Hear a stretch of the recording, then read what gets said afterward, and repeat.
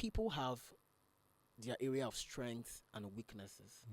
Somebody who's already studied agriculture in school, you know, is likely to do more than somebody who studied something else and trying to learn as a product manager to go and fit in agricultural space. I hear. You rather play to your strength and gain profit from there, or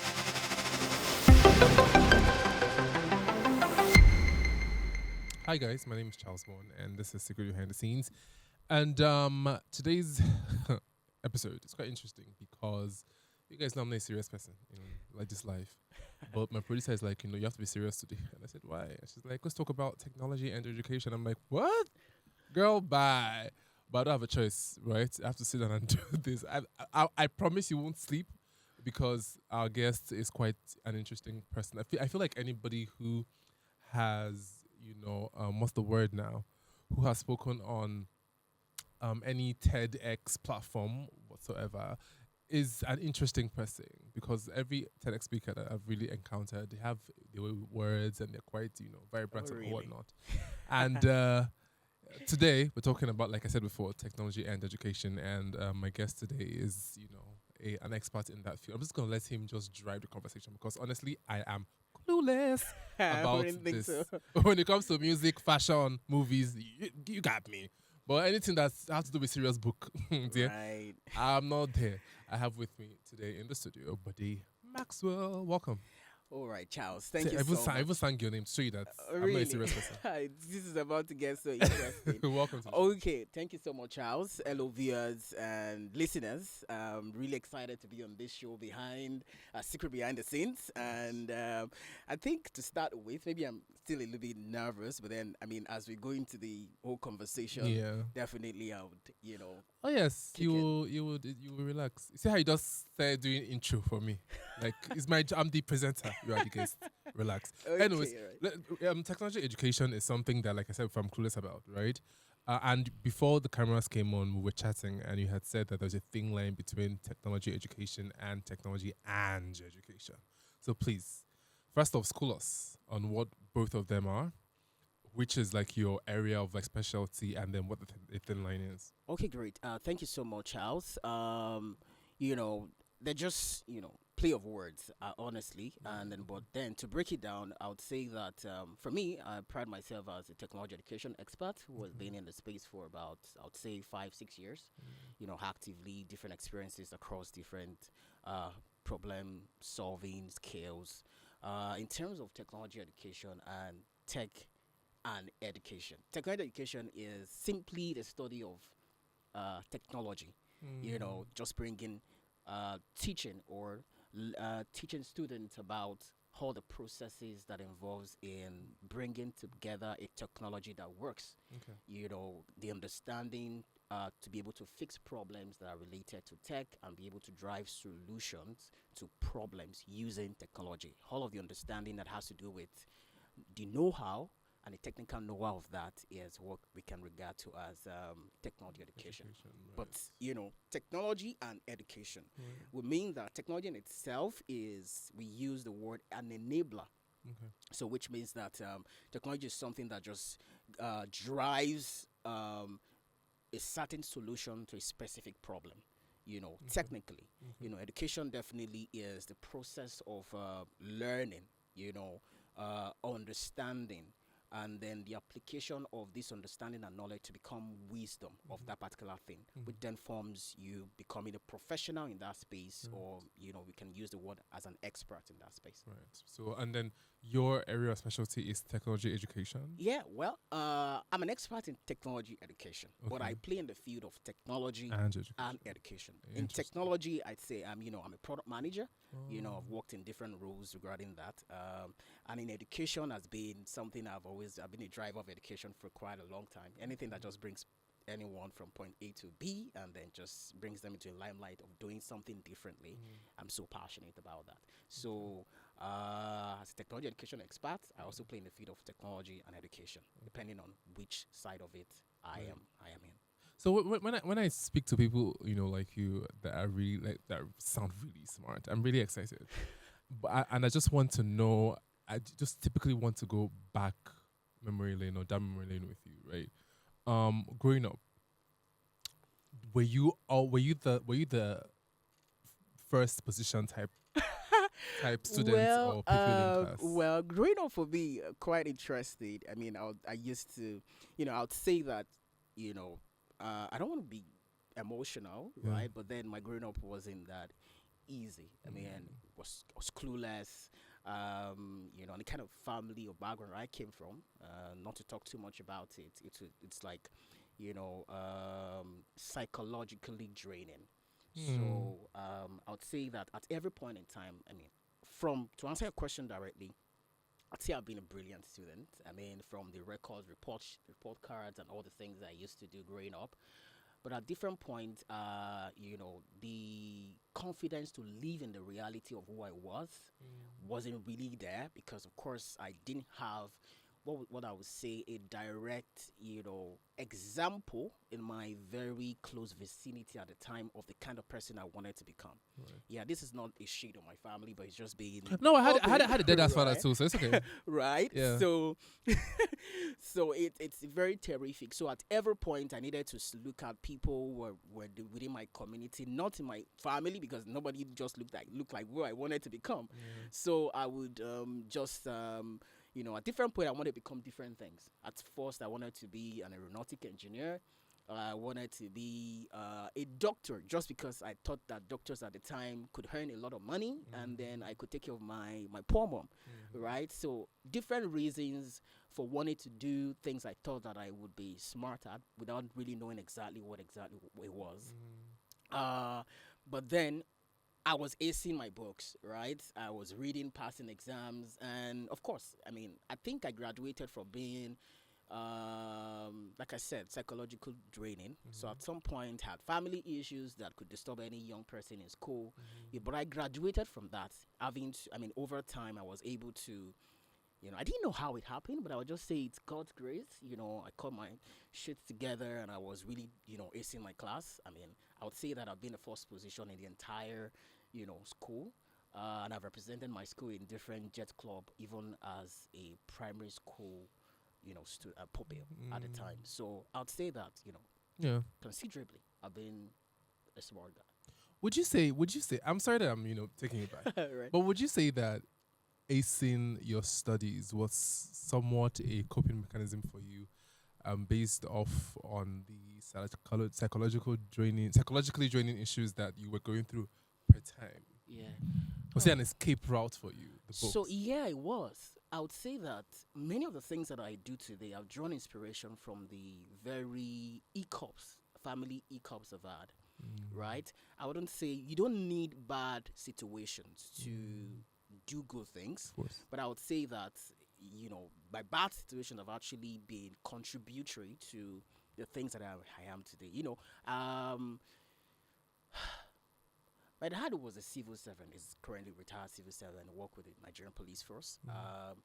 And then all these shenanigans with police officers who, not to go into details. No, let's go. We're here for it. Yeah, well, okay. So I would say that I grew up with a dad who, felt like, I mean, all through his service here, he had to do the whole alcohol, smoking so that he can get active, while he is working. Bad, I think bad company and all those things. And it did affect our family. My mom struggled, my dad. You can imagine as a kid, seeing people just coming together over your dad just because he's drunk. It probably been in one pothole, right? And then you see flies around him or he misbehaves. He can be in uniform and then he's just so disoriented, right? It became something of shame. And then I didn't have a lot of friends. I couldn't even make friends because I was always thinking that, what if I'm playing football or playing games with my friends and my dad shows up? So probably just at the time when I was growing up, you always find me in the room, studying my Macmillan English, right? Just reading, trying to just Before age 13, I used to not really. I mean, I used to see all the things that happened, but then I was so sad about, just sad about as a kid. You didn't really understand why would your dad behave this way and all those Exactly. things. But it would affect you because by the time you're passing in the community, you know, the older ones are like saying, that's the son of that man that the drinks and all those things. So it affected. Because I grew up with two sisters, and I would say that it took a toll on them than it did me. I don't know how I did it, how I coped, but I would say to answer your questions directly, it will mean that you know those times I also thank God because I found Jesus. I won't say this is not a spiritual platform, but I would say that at the time, I was this church boy, right? And then I was happy to be in a community of some missionaries who, I mean, I attended Baptist church. My parents don't usually go to church at the time. So, um, those things, I found like good examples in the church at the time, and then I even thought I was going to be in a seminary school, right? But clueless, you just thought that because some things are giving examples of being a good person, you want to look like them, but are not, answering to the deeper things within you of who you are exactly. But I found my place over the years. So I'd say that many of the things I've done have been through trying and failing at it and realizing that this is not for me, that I'm trying something else. So I grew up. I wouldn't say I wasn't alone, but I was lonely, right? So Yeah. I was this guy who would just, I mean, brilliant guys, have friends in school, have friends in community. They know me. That guy is just working, home by himself. But then you wouldn't really see me, my friend visiting me at home. You wouldn't see me go being too intimate with people because I just really don't want to let people in too much, such that I don't have to, feel bad for having a certain family issue or something. So what I just do is I see an example. I want to look like it. I find a way or ask questions. I was quite shy, but I will really always ask questions. If somebody looks like who I want to become or is doing something good, I would, you see me asking questions. And then from asking questions, being a part of it or contributing to that thing, either by volunteering or doing something, I found my pieces together, and then I was able to mold into this. So very straight way, I would say that um, my bad experiences have really been my inspiration Right. and my And you're trying motivation and my of drive, course. like trying to, um, the fact that you don't want to look like the family you're coming from. I hear you, bro. Yeah, I right. hear you. And then you just don't want to be as messed up as where you're coming from, and Yeah. then you just, every day try. And then because I mean, not always been in Lagos. I grew up. I'm Ibadan born and bred. So I mean, unlike people who grew up in Lagos, that you have at least opportunities. Somehow. I'm not saying they're so in abundant there. Born in Ibadan as a guy who grew up in the areas of Idiakwe of Ibadan, you you really don't have, I don't want to say fantastic example, or in terms of global standards, Yeah. right? You might just have, great people, great elders who are, Locally. having good characters in the community. But in terms of, going very farther globally, you really don't have those things. I mean, I was able to, funny enough, at every point I graduated to another level of learning. Say maybe from primary school to secondary school, they were always miraculous, right? It always felt like they were not going to happen, but they actually happened. I never thought I was going to go to university. I never, because saying that to my family who didn't have that, my parents who didn't ever went to any university, would be like maybe you're just, it's Just like dreaming. you're just dreaming. So at every point it happened, it just felt like, okay, I'm the first guy who is doing this thing, and then That almost feel good. yeah, it came with having to break a lot of, I mean, break a lot of, should I say chains or stereotypes, because if you don't have that example in your family, if your parents are actually a university graduate, you feel like being a university graduate will not really be something that A would big deal. shock you or Yeah. something, because you'd be like, okay, I have but then at every point, it just makes me feel like I'm winning my own battles, even though they are looking small. But then, being a university graduate might not be something so big to somebody else, but I would say that at the point Where when you're I coming did, from, I feel like, okay, now I think, I've broken this know, curse. I'm breaking this curse. I know. I personally, I don't think that trauma bonding is a thing, but I kind of feel like we're going to bond on that because I also came from a family similar to yours, and to be fair, I was also that kid who was always acing, and my escape. And the reason I asked that question was because I can relate. So my escape was reading newspapers.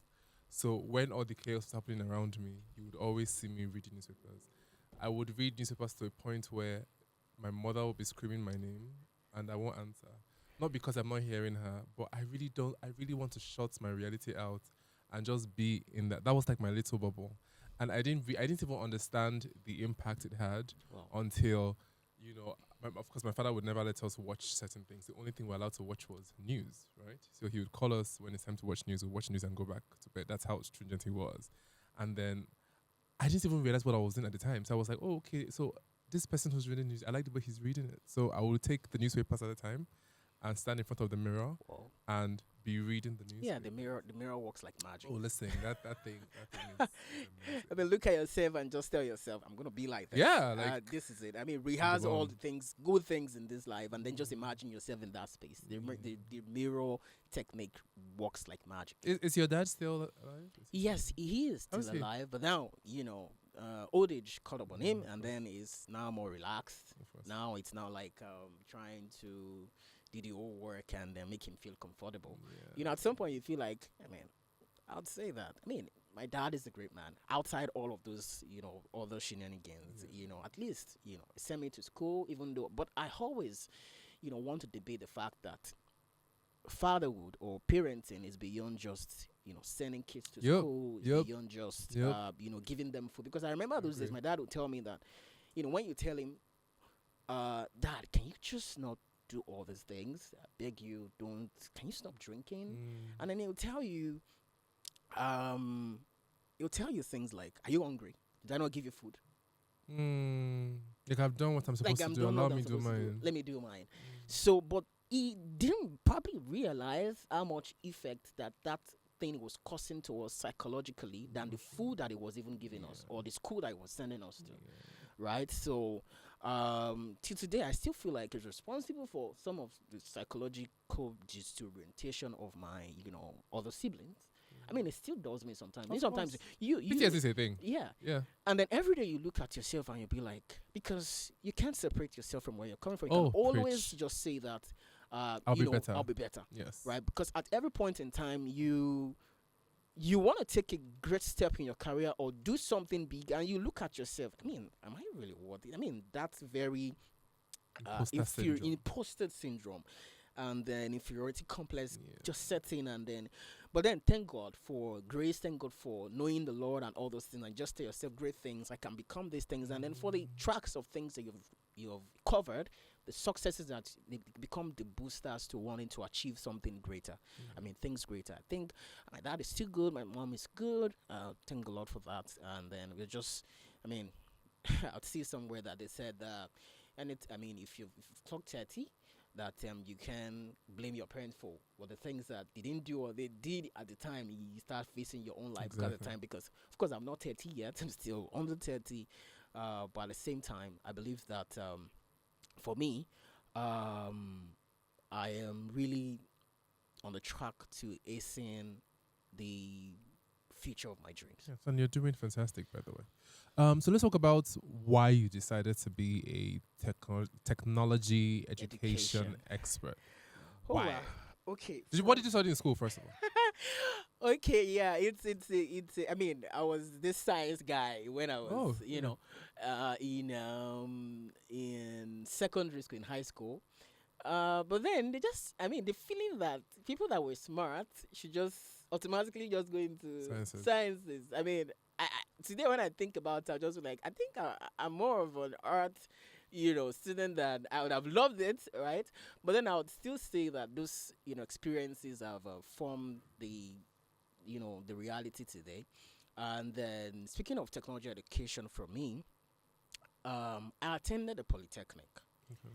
at the time I was trying to get an admission into the university. It wasn't really coming through my, you know, I think my O level was little bit delayed, so I had to, you know, the result I had at the time could get me into the polytechnic. So I just had to. I didn't want to stay back home, so I had to opt in for the polytechnic, and then I was studying computer science. Mhm. Right. Um, don't forget to retrace my step. I talked about wanting to be a medical doctor because of Exactly. my mom. Because my mom really, really tried a lot, because having to deal with, I mean, cope with the kind of father that I grew up with, it's it can be killing, Mm. crazy.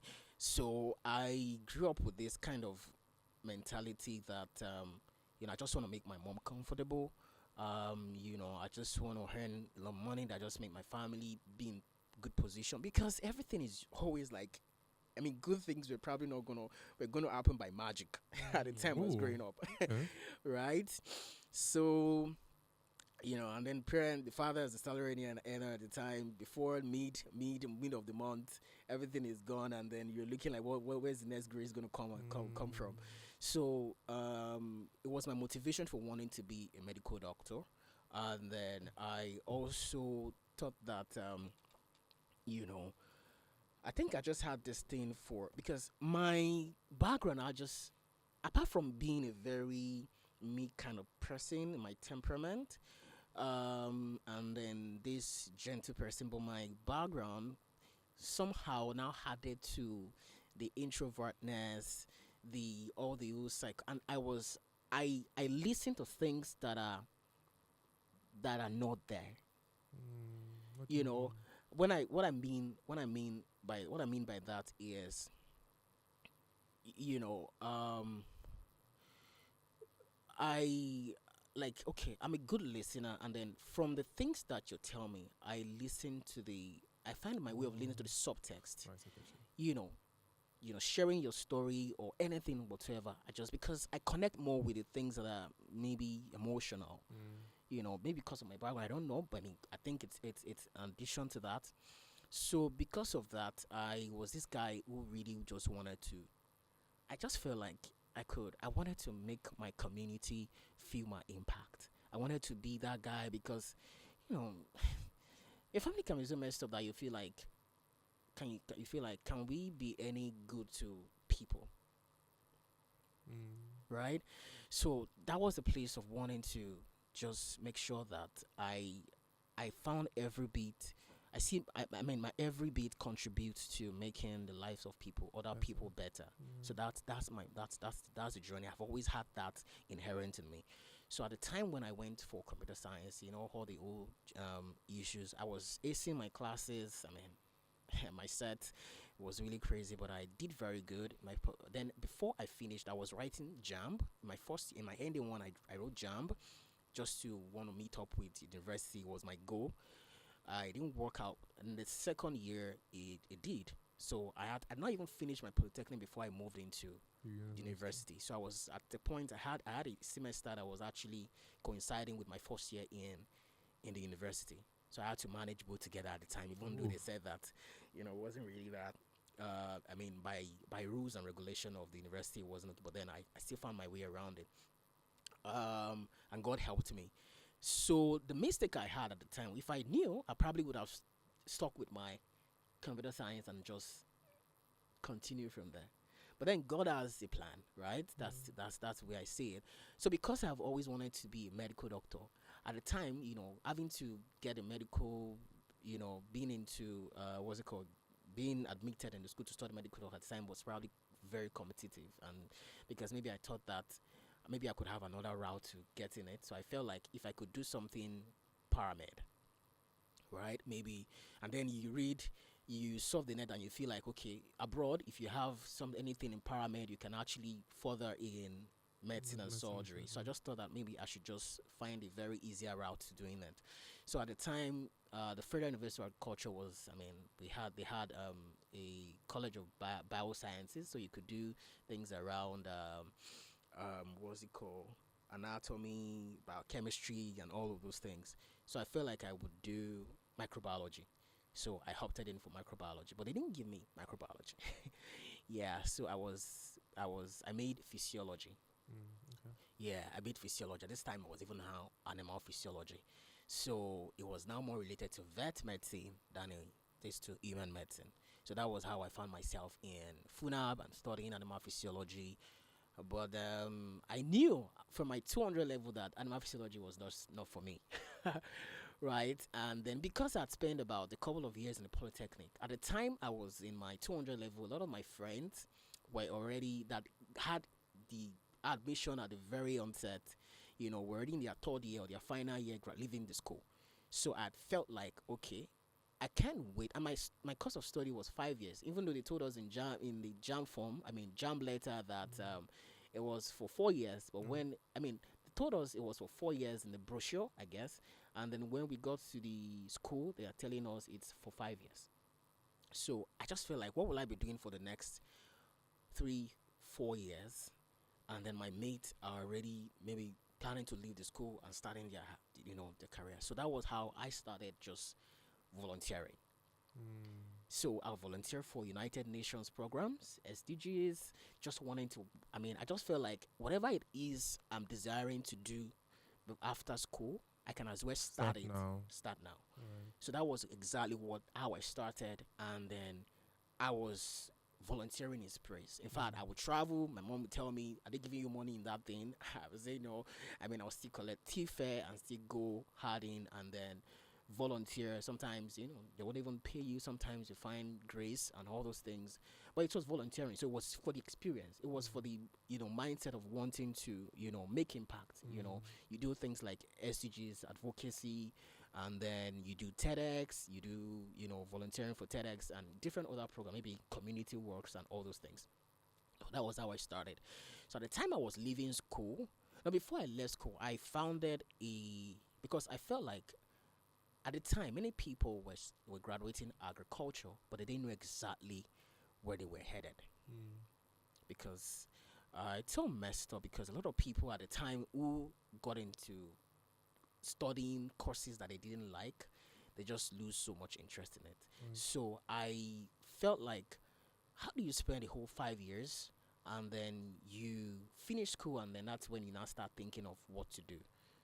So I feel like if I could change that from the school, from before people graduate, that would be very great. So I founded a kind of an what's it called now, agricultural platform. So I invite speakers who are already doing great in their ecosystem, bring them to school, train them, and that was how I started. So it was so good that we had. People thought that I was going to be maybe an agricultural person after school, but I was doing it for the only thing that I was doing it for was the fact that I just enjoyed people learning. I enjoyed people seeing the things that they've not seen before and being motivated to accomplish those things, or the things that they thought that there was no way for them. They are seeing new light in them and they can actually start a life and they have that clarity. That was really the thing, because at the time I will use my stipends, I will use my my little money to organize, because of course you can't bring students together and then you don't give them water or biscuits. It was be my money. At the time I had a shoe that so I could have used those money to buy my shoes. But I just felt like, okay, this is what makes me excited. So, and then the impact that it made, I still have a lot of, because at the time we would have people write feedback how they felt about the event, and when I read those things today, I feel so grateful to God I did those things, because many of them have moved on from there to I still have examples of people who have actually, go ahead to having that clarity and doing something great in their space in agriculture. So that was the way I started. But at the time I did that for like 2 years, 3 years. At the time I was graduating school, okay, and then I went into agri tech. I was teaching people about this, what's it called? Greenhouse technology and the likes. So that was my subtle route into tech, driving solutions to problems and all those things. By the time I was leaving school, I now had, because before I left, I used to organize things like how to, your CV, your CV optimization. I mean, CV review, CV crafting. We used to do all those things then, and I'll host session around business development. How to develop businesses, how to do all those things. So those are the things I've been doing before I left school. At the time I was leaving, then I don't know if you know Utiva. It's owned by a great guy called Eitayo Gumola. So I'll say that that's my route to joining to being in the technology education space. So at the time I was leaving, initially I thought I was going to be in HR because I just love people, having to, put people in good condition, making sure that you're caring for their well-being. But I realized that, I mean, sorry to the HR folks out there, but then it was for me. I felt it was boring, and because I also felt that I could achieve what I want to achieve without being an HR person. So, and because I had been in the technology kind of space before I left school, I just aligned towards what we're doing. So at Utiva, what we do is train talent at the time, for the technology ecosystem across different skills. So that was exactly how I started. So, at the time I was in growth, right? Leading programs, doing sales, and also, but I was at the time just now learning more about myself, what I was passionate about. I see myself trying to help people learn, and then I watch my video at the end of the day. I'll be like, guy, there's a passion here. So that was exactly where I started from, and then and the really great opportunities. I mean, a lot of people's lives have transformed remarkably because of technology education, right? Opportunities abroad, the things that I mean, of course, those days you had either you become a doctor, a lawyer, or An engineer. an engineer at the time. But now, or a banker. But I mean, about 3 4 years ago or 5 years, with the advent of understanding technology, you have things like data analytics, data science, product management that people used to really not really pay attention to before, and these things would pay you more than just being a doctor that spent a lot of years in school. So what you just needed, maybe a 3 month crash course certification, and you're good at it. So it changed a lot of people's life. And then COVID came. Before COVID, we were having to do physical classes, and then after COVID, during COVID, we moved our classes online. And you could see the power of technology having to drive learning. You don't have to go into the four walls of classroom to before you can learn. It was really interesting and exciting of the kind of opportunities that that availed us back then. And then, that was really a very good experience for me. And then from there, I picked up the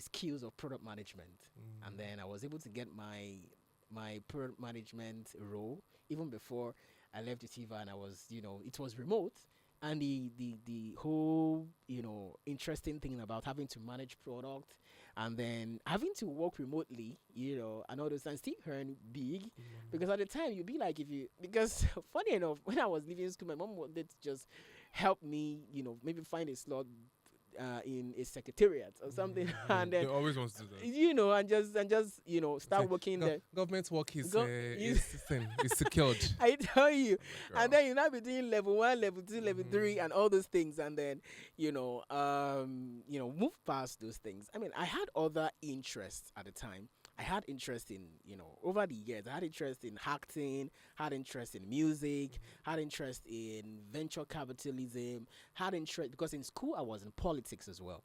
But then I just decided that after school, I just decided to break it down to the number of years I'm going to spend in doing a particular thing and be successful at it, then move on to the next thing. Then that way, be able to combine all these things together at the point. Right. So that was exactly how I got into technology education. That's very interesting. Very interesting story. So you're also a member of Forbes Black, Yes. right? I'm interested in knowing how that happened because I mean, now listening to your story and just your trajectory in life and where you're coming from and all of that, and you're a member of Forbes Black. How did Forbes Black happen? Okay. Forbes Black community is, the African community of the Forbes general community, and then I would say it didn't take really so much. Okay. It's basically from assessing the works that you have done, and then just applying, right? And at the time, it takes about, I think, almost a month or thereabout to give you a feedback. So I think it's just by their own assessment to see the works that you've done over the years. I Right. mean, you have your CV submitted, and then you wait for being picked or not. Right. Yeah, Interesting. And that's how. When did this happen for you? it happened, I think, around September or October last year. September, October last year. Yes. And how? So what? As a member of Hubslack, what are they expecting from you? What are you supposed to do there? Yeah, that community is, you're supposed to be, I mean, of course, serve the interest of first. Um, it's a network of professionals across different fields.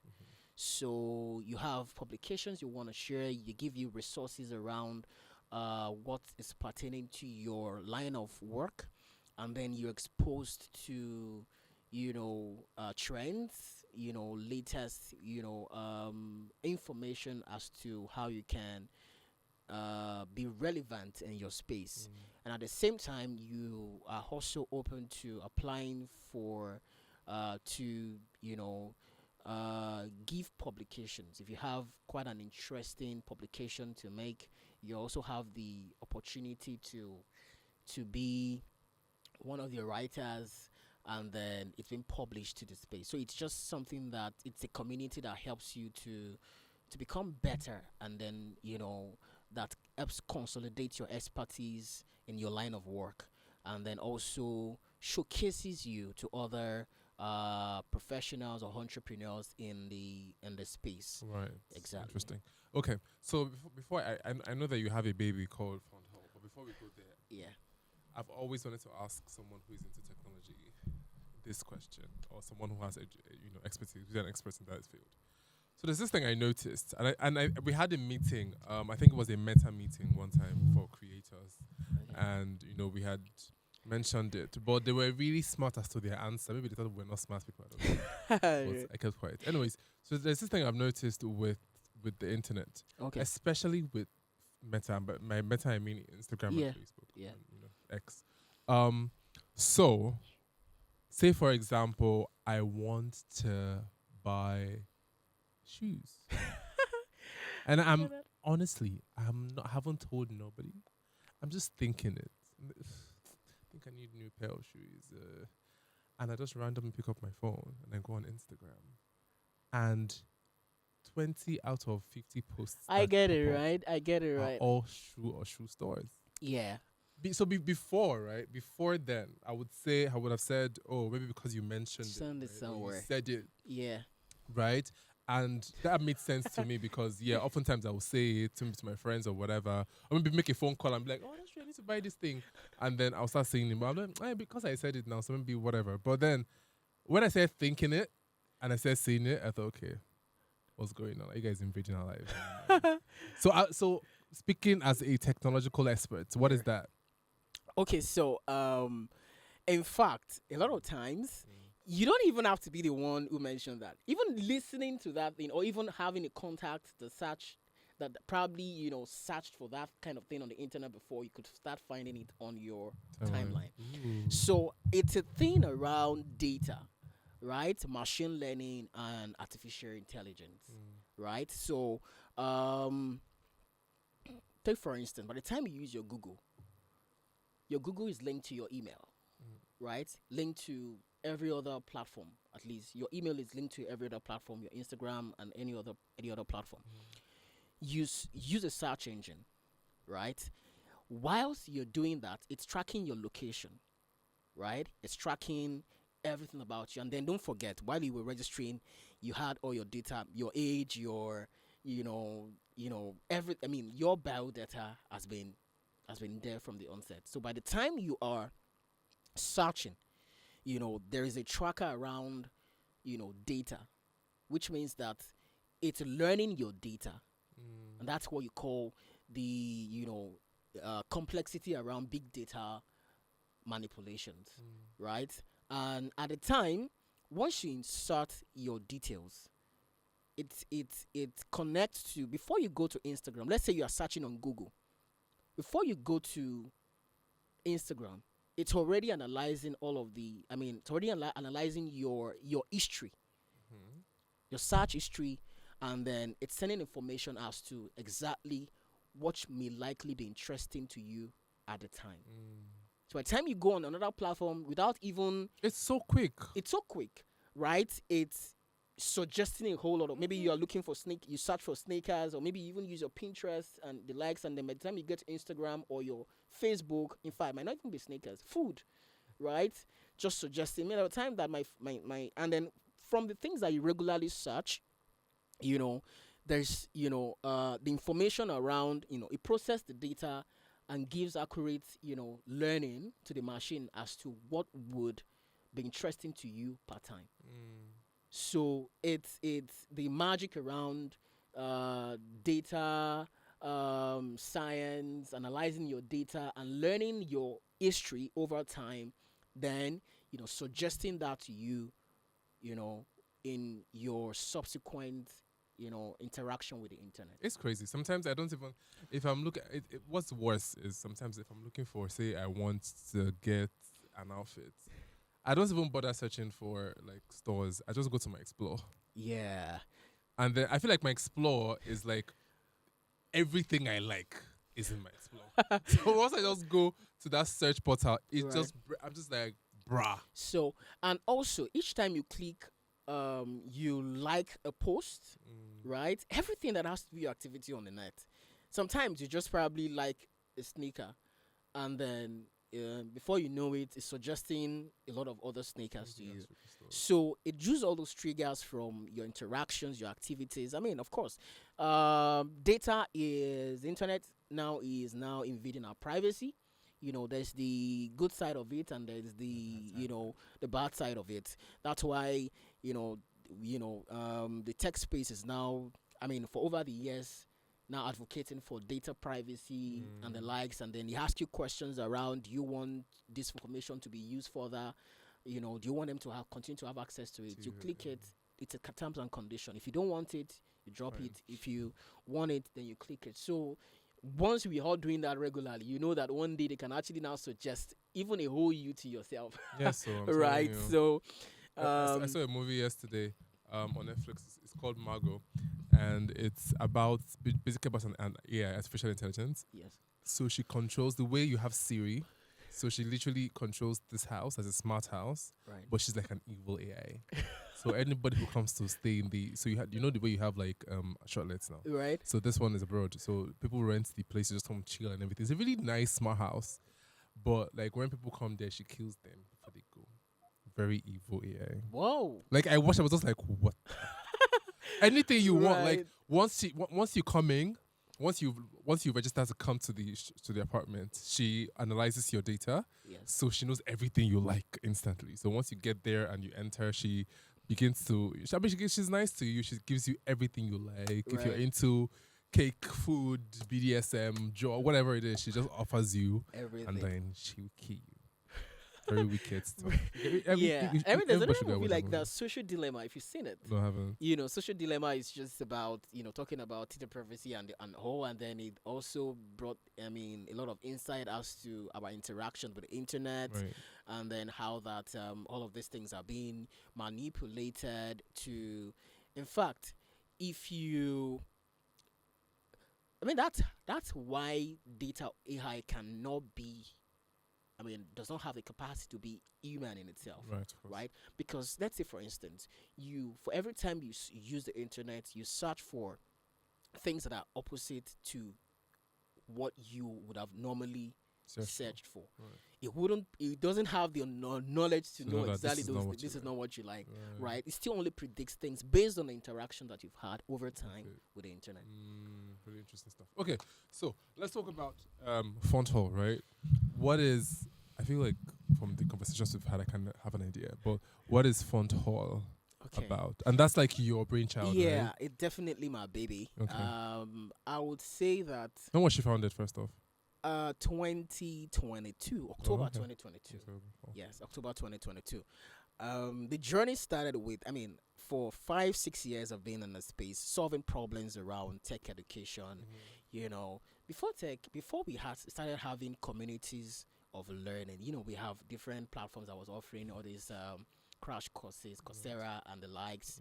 Um, but then being in the business of building a community for learners, um, that makes them feel like, you know, they're being heard, they get real time feedback and the likes, made me understand that, because at some point I was managing a project, you know, in one of the e-learning institutions I worked with, and we had the issue of um, portfolio management for our students.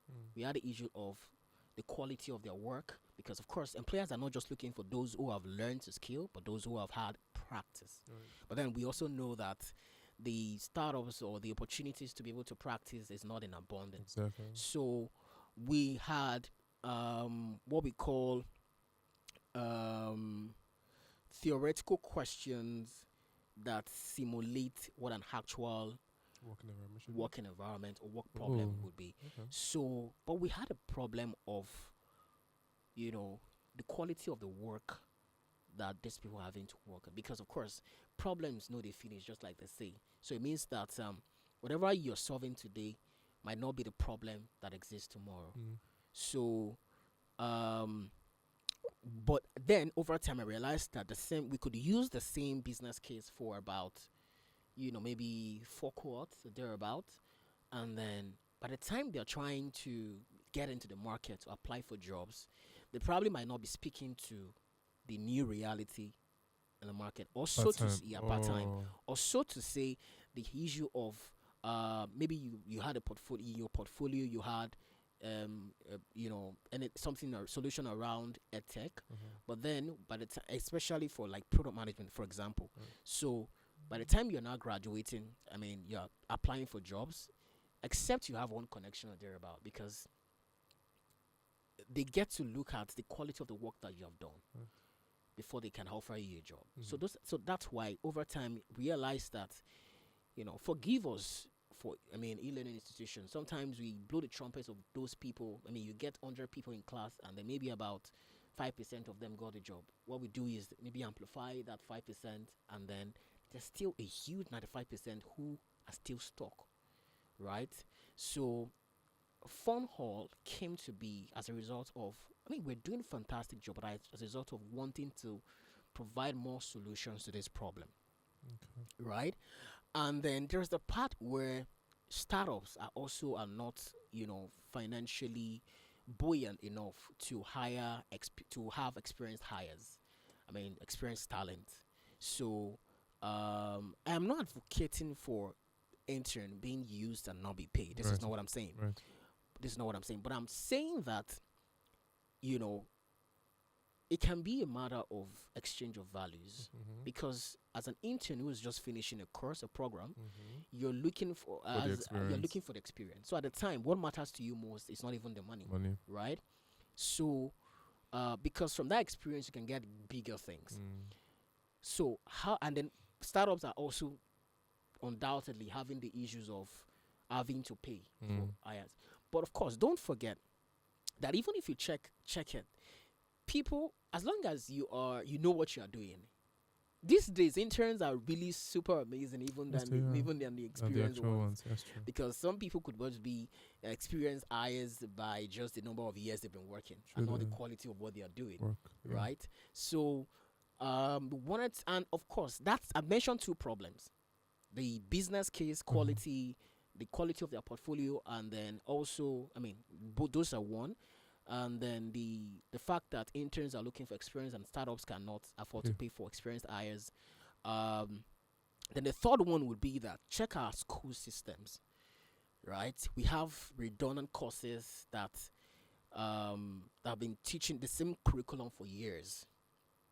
You know, And then people are graduating from these non-conventional spaces, especially and all of these industries have not. I mean, technology hasn't caught up with them yet. Now we have spaces that are being dominated for fintech, e-commerce is still growing. Even edtech is still very virgin, right? But then that brings me back to the first point where people are the quality of the work the students are doing. You realize that many people, once they are leaving the school, the program that they've learned, they are looking for the next available space in terms of is it fintech? I mean, fintech could really get me the job. A lot of people are building fintech solutions. Let me, get into that space. But then, how about if we continue to be in that space? How about the entire, industries like the energy sector, the edtech, the agri-tech? What's the evolution, or what's the progress that has come to meet those industries? When we talk about technology.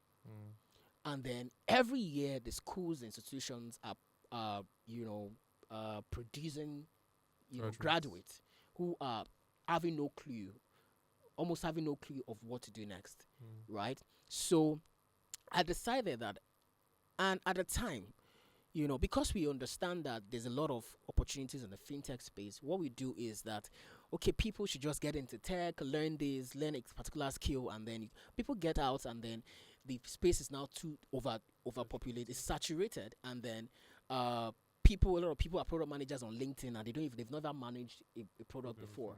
So how about we start, channeling people's strengths or open people's eyes to other industries? I know it's going to be a lot of work, because how many hospitals are open to hiring a data analyst and pay them 150K because they don't even think that they need it. So it will come from a lot of awareness, but we're going to get there, because what we are trying to do is that if you are graduating from, let's say, the heart department from the school, there is, how does tech, solves problem in entertainment? I've had issues of people, our friends, Emeka, guys in the entertainment industry that, share some stuff, and I start understanding things, the kind of problems around having to audition and all those things. What are the tech solutions that are available that makes work easier in the entertainment industry or the movie industry? So instead of having a lot of people just dying hard to want to go to fintech, why not train people to be in all these other industries and give them the quality of work to be able to perform in that space? So that's exactly where Frontwall came in. So we are solving these three problems, and then we know that we're starting with the learning aspect and how to build quality portfolio, but we are growing into having the capacity to be able to solve industry specific related issues. So that's exactly what Frontwall is about. That's really good. The part where you said industry specific issues, because I had a boss that would always, I trained under her for years, and she said, Charles, always find the naira, right? And then as you spoke as an Igbo boy one and as a protege of hers, I'm now thinking, okay, so you want me to, this is what I want to do. I want to be into fintech, and now you're trying to convince me through Frontwall that, listen, there are other green areas. There is agri-tech, there's this, there's that, or there are industry-specific problems. Case study would be the entertainment industry, where you could do this. And I'm thinking, where's the money? Where is the money? Yes. right. That's the truth. But then let me say this, that profit follows impact. Right? True. Yes. And then what we also know that people have their area of strengths and weaknesses. Would you rather play to your strengths and gain profit from there, or because you have a lot of people that they're attending interviews, they're just not picking you? Maybe it's from the passion or the quality of your work, or the fact that you're just not giving them that vibe that you can do the job. But if you have somebody finishing from the heart, and maybe originally is much, because the truth is that there's going to be clarity sessions, info sessions around the industries that are available. Don't forget, we are moving there because people need to start. Because look at the developed word. I don't want to say we are underdeveloped because they say that word is not. Well, it's not world. It's okay, but it's okay. Well, But we know the truth. developing, right? You would see that they play more to their strengths. Yeah, they do. They find their talent right from their cradles. They find their talent and then they play much to it, and that's why they move faster than we do. Somebody is here, is still in his 20s, struggling at something. Why not find where you play? You play well to, right? And there are some people that are good with. They are good with. Like I said, they would say that engineers are not great CEOs. They understand the technology, but then they probably don't understand how to manage the it. business, right? So which means that playing to the strengths will actually now be something of a conversation, because it makes us move faster. Somebody who has already studied agriculture in school, is likely to do more than somebody who studied something else and trying to learn as a product manager to go and fit in agricultural space. I hear you. As a nurse, somebody who is a registered nurse or is a medical doctor is likely to be a better product manager in the health tech industry than somebody who came from agricultural background and trying to learn product manager to go and be a fit in health tech. I'm not saying that they're not exceptional talent. I'm only saying that looking at the majority, the data from the very bigger perspective, I believe that by the time we start channeling people's strength towards the solution that they are providing, it helps us move faster. And that's the solution that we are trying to, bring on board with Fund Hall. Great. All right. And on that note, I would like to say thank you for coming to our TEDx session. Because if I leave back, so it would go on and on and on. And on. Right. It's been an interesting conversation, to be honest. But Yeah. quick one. Say, for example, someone who's watching this or listening to this wants to, has heard you sell Fund Hall and is like, okay, I think this is interesting. I want to, be part of it. What are the processes like? Okay, right. Because we're just starting out, we definitely are, accessible via our social media pages. Just search for Fund Hall or Fund Hall Tech. And then, of course, we also host regular info sessions. That's where we start from. You speak with an advisor, right? And then we take it up from there. Okay, great. And your personal Instagram is? My personal Instagram, Bode Maxwell Akinyemi. On LinkedIn, Bode Maxwell Akinyemi. Bode Maxwell Akinyemi. Yes. Thank you so much for coming. This Thank was you so very much, Charles. expository, and I learned a lot. Like I told you, I'm clueless. I just sat here and I listened to the sensei talk to us. So thank you for coming. Thank you Really so much, appreciate Charles, it. for having me. It's been a course. very interesting. I wouldn't know how long we've spoken, but then It's a long time. It's a long time. It's a long time, but it is what it is. All right, now thank you so much for having me. It's been interesting. Cheers. Yes, it has.